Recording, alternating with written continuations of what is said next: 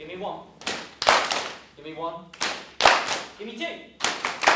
Give me two. My name's James Redwood. I'm a composer and music leader, and today we are in Harris Academy in Dundee, and we are exploring music and science and how they can feed into each other in a really exciting, creative way.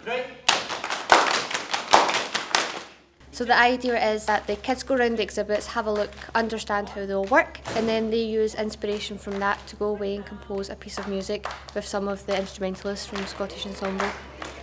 Oh yeah.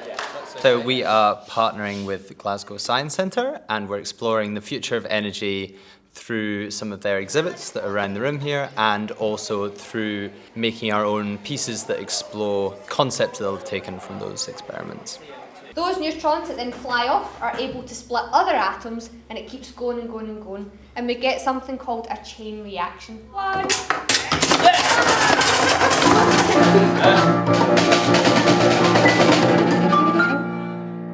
Remember how I said there was a ping pong experiment? We're doing little pops. So for instance, I start off with a pop on my piano, and then guitarists, flutes and all that, they all pop.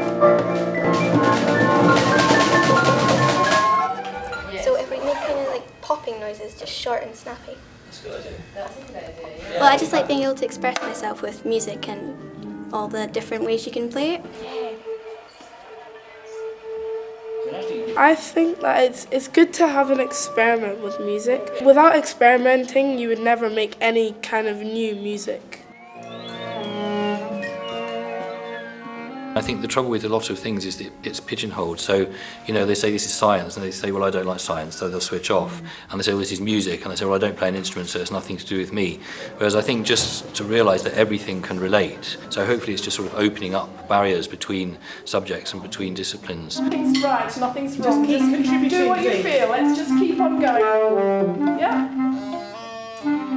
What I felt the kids really got from it was just being able to be free to explore.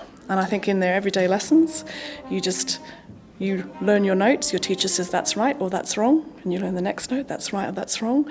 And suddenly they're given the freedom to be imaginative or creative and explore their instruments. And to start with, I think they're quite reticent. And then gradually, as we start to build up, that one person will chip in an idea very hesitantly. We'll have like more stuff coming in and maybe a bit like more sort of intense. And then the next person. Then we get this wonderful, where they're all bouncing off each other, and a creation. I think that's just, it's brilliant. You can start with a group that you think they have nothing to say, and you're struggling. It's because I think it's fear, and they're shy. They have actually got something to say, of course, either verbally or through their instrument. And I think with your support and their friends' support, they come out of their shells, and often you actually get something that's fantastic.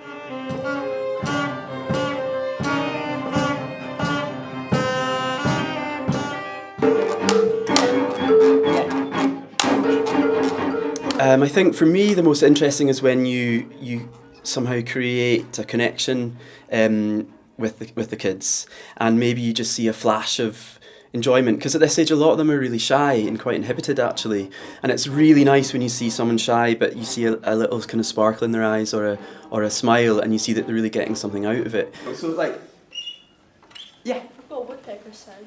Oh yeah. No way. How can you have hidden this from us? What is it? It's just like...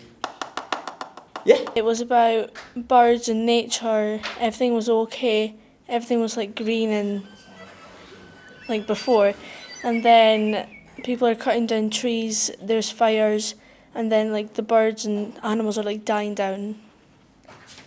That's what everything was about. I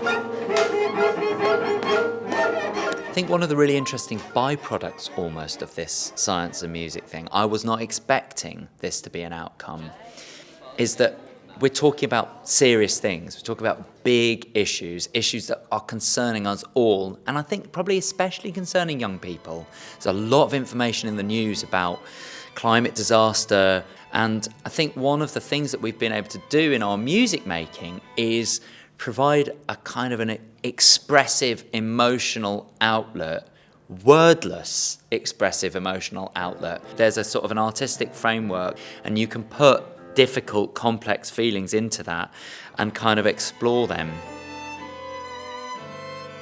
It's like giving them the confidence, and you notice it throughout the day how that grows, and suddenly performing to their friends. And I think it gives them, oh, I've just done something really good.